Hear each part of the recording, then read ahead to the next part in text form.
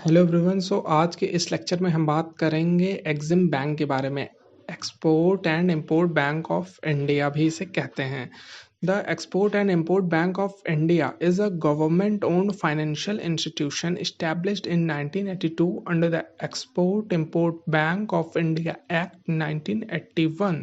Its primary purpose is to promote and finance international trade and exports from India by providing financial assistance and facilitating access to global markets.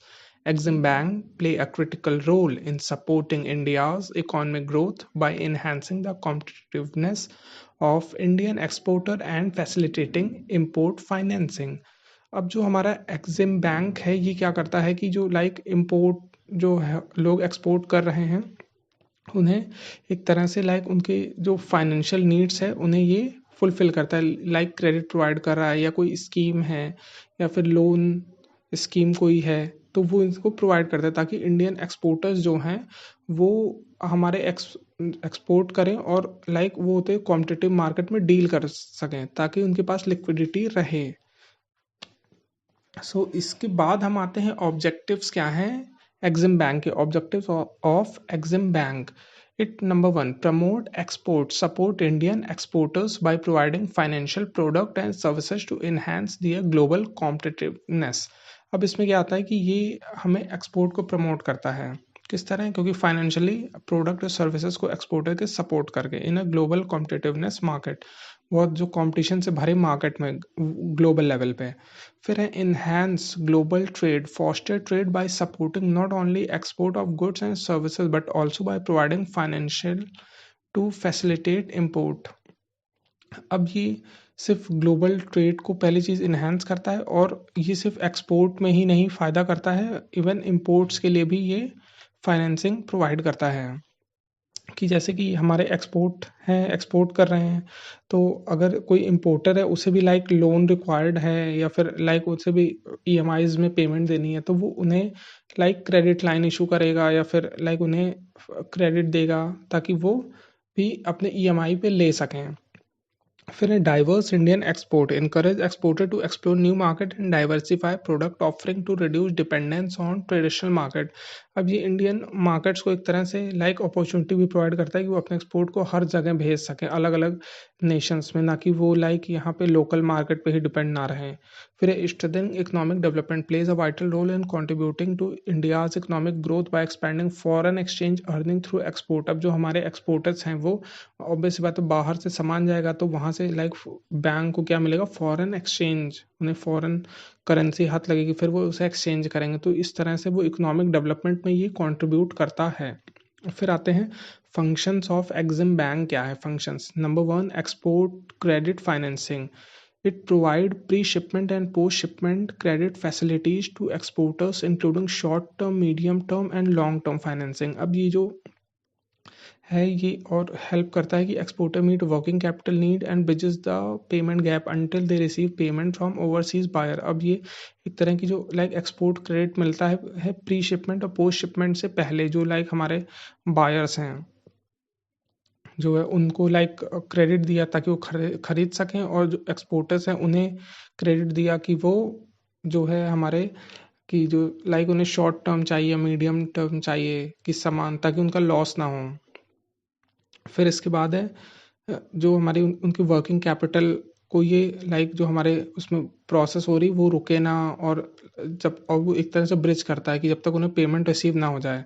इसके बाद है export guarantee and insurance offers export credit insurance and guarantees to protect Indian exporter from risk of payment default which is essentially important in dealing with foreign markets.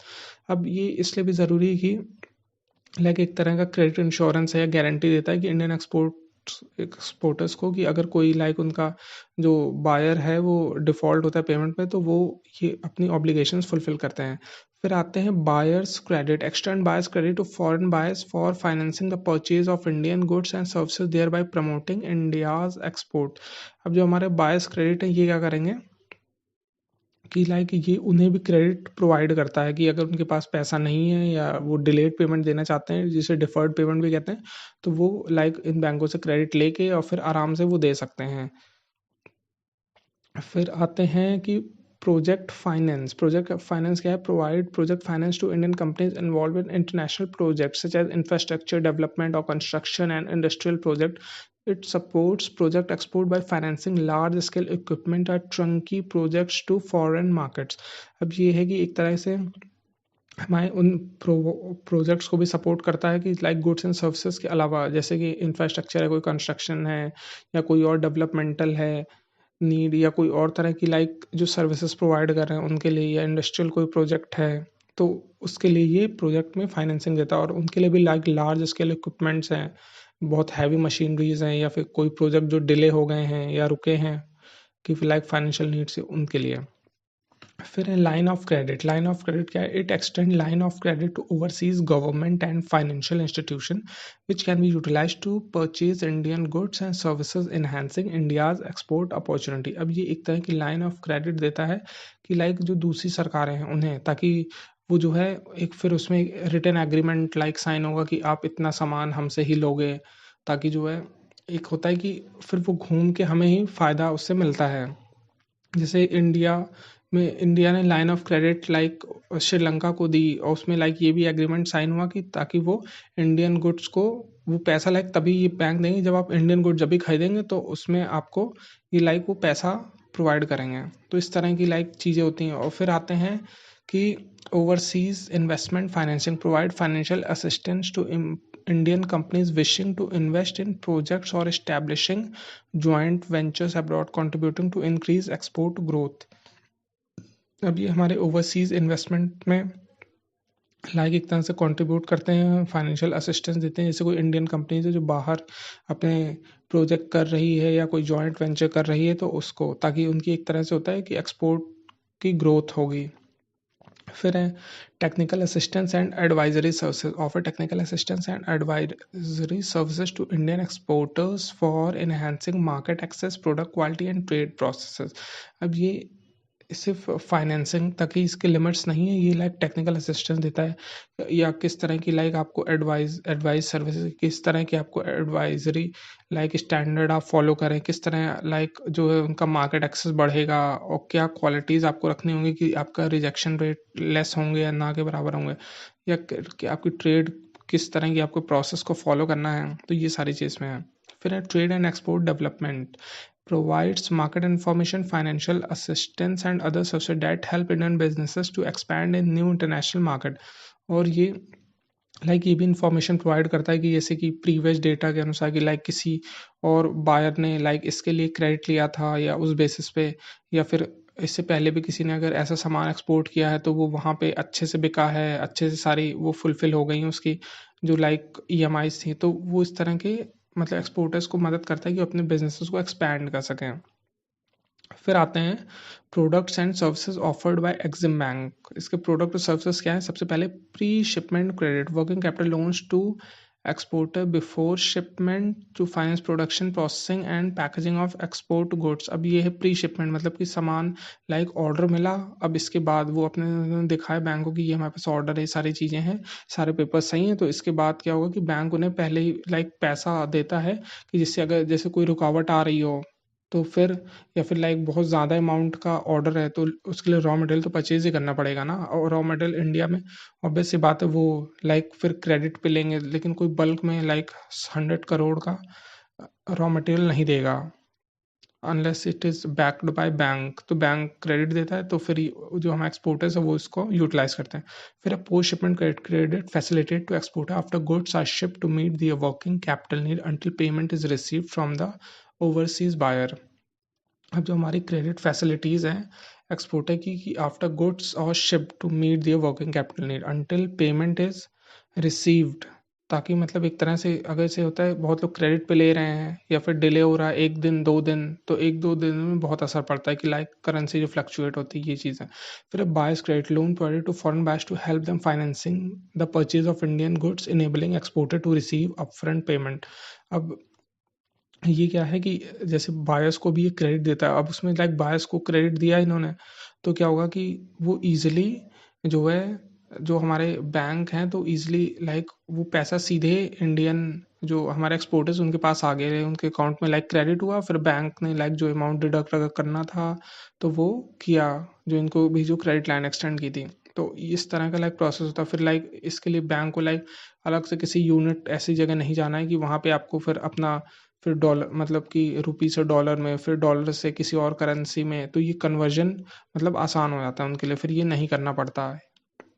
फिर lines of credit क्या offers to foreign government institution और entities for financing the import of Indian goods and services. These line of credit support the growth of Indian export. अब ये जो हमारी line of credit है ये like foreign government को भी दी जाती है, इंस्टीट्यूशन या कोई जो है जो हमारे जो है इंडियन गुड्स हैं या सर्विसेज को इंपोर्ट कर रहा है उसको दी जाती है, कि कोई जैसे कि कोई खास तरह की मशीनरी है जो मेडिकल के लिए बहुत इसेंशियली रिक्वायर्ड है तो उनके लिए।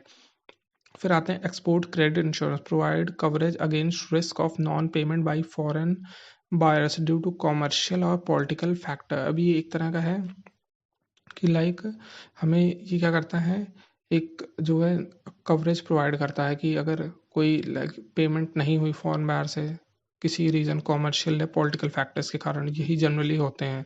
फिर आते हैं project finance and trade financing में financing for large infrastructure project including turnkey project where Indian companies involve in international company और सप्लाई ऑफ इक्विपमेंट। अब ये उनको भी लाइक प्रोजेक्ट कोई फाइनेंस करता है, ताकि जैसे बहुत इंडियन कंपनीज लाइक जिन जो है उसके साथ वर्क कर रही हैं जिन फॉरेन कंपनीज के साथ, या कोई प्रोजेक्ट उसके कारण डिले आ गया, फाइनेंसर्स नहीं है, तो ये सारे रीजंस के कारण तो इन्हें भी ये प्रोजेक्ट्स को भी फाइनेंस करते हैं। फिर export development assistance funding for research training and market expansion for Indian exporters to help them grow in the global market. अब एक तरह की ये लाइक एक तरह का असिस्टेंस प्रोवाइड करता है, जैसे कि रिसर्च में, ट्रेनिंग में या मार्केट एक्सपेंशन में, कि किस तरह से आपको प्रोडक्ट की लाइक लोडिंग करा के या किस मेथड में किस तरह से भेजना है कि वहाँ पे लाइक आपका सेफली प्रोडक्ट पहुँच जाए, और ये सारी चीज़ें इसमें रहती हैं। फिर foreign currency loans it provide loans in foreign currency for Indian exporter companies involve in international operation. अब ये है कि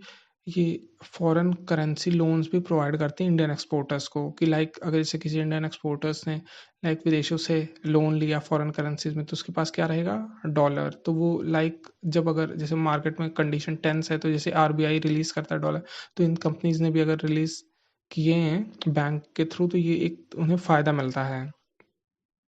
तो इस तरह से लाइक ये कॉन्ट्रीब्यूशंस इनके रहते हैं। फिर आते हैं रोल क्या है एग्जिम बैंक इन प्रमोटिंग इंडियन एक्सपोर्ट। सबसे पहले enhance exporter confidence. EXIM bank finance and insurance product help exporter feel secure by reducing the risk associated with international trade such as payment default, currency fluctuation and political instability।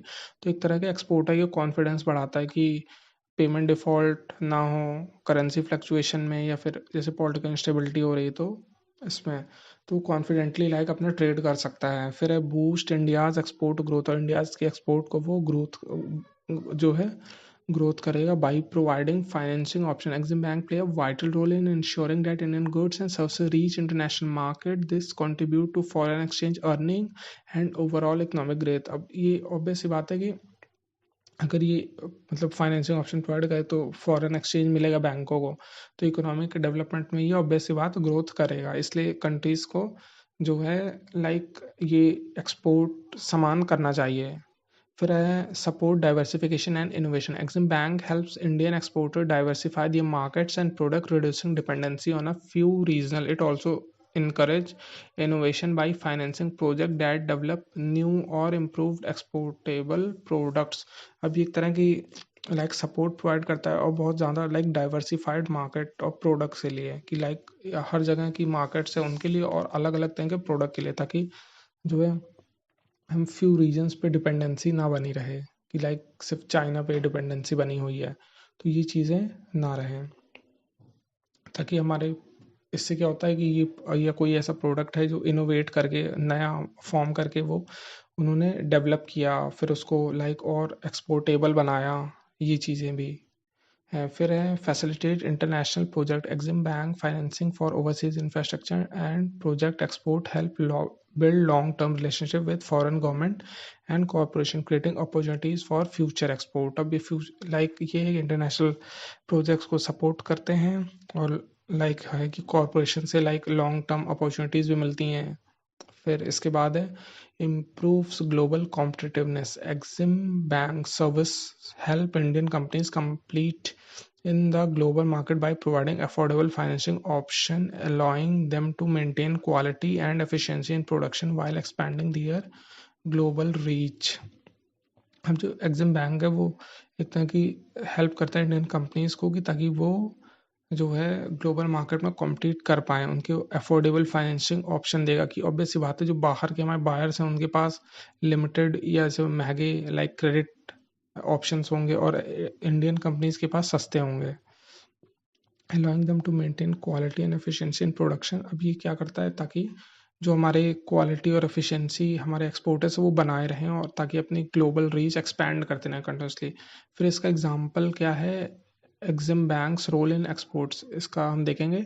सबसे पहले scenario, a leading Indian engineering company wishes to export a large batch of machinery to buyers in Africa. एक Indian company है वो large batch Africa में export करना चाहती है, जो अफ्रीका में बायर है वो खरीदेगा। फिर एक चैलेंज क्या है, the buyer is not able to pay upfront and Indian export need financing for production cost. अब ये है कि जो हमारे एक्सपोर्टर है वो लाइक अपफ्रंट कॉस्ट मतलब स्टार्टिंग में वो दे ही नहीं पा रहा है और इंडियन एक्सपोर्टर को लाइक ज़रूरत है फाइनेंसिंग की ताकि उनकी प्रोडक्शन कॉस्ट को वो कट डाउन करे या मतलब कि और रिड्यूस करे। फिर एग्जिम बैंक असिस्टेंस यहाँ पर होगी, तो the bank provide buyers credit to African buyer, allowing the Indian exporter to receive payment upfront. अब क्या है कि जो एग्जिम बैंक है ये उस जो हमारे बायर हैं उसकी लाइक सारी उनकी क्रेडिट जो एजेंसीज होती हैं वो लाइक बैंक उनके थ्रू चेक कर लेगा, अच्छा इनकी लाइक फाइनेंशियल ये स्टेबल है, मजबूत है, भागेंगे नहीं, ये सारी चीज़ें,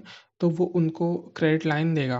अब क्या है कि वो खरीदेंगे और फिर क्या वो कॉस्ट उठा के सीधे इन्हें उन्हें पे किया यहाँ के इंडियन एक्सपोर्टर को। अब उनके पास पैसा आ गया, उन्होंने सीधे उनका लाइक काम अब चलेगा अप फ्रंट। ना exporter can now fulfill the order while buyer repays the credit over agreed period। अब जैसे उसमें एग्रीमेंट भी साइन होगा तो बायर लाइक उसने है कि वो क्रेडिट मतलब कि इतने टाइम में वो देगा। अब एक्सपोर्टर की लाइक ऑब्लिगेशन फुलफिल होगी, अब वो क्या करेगा लाइक अपफ्रंट कॉस्ट मिलते ही वो अपने ऑर्डर को यहाँ से डिस्पैच मतलब भेज देगा वहाँ पे।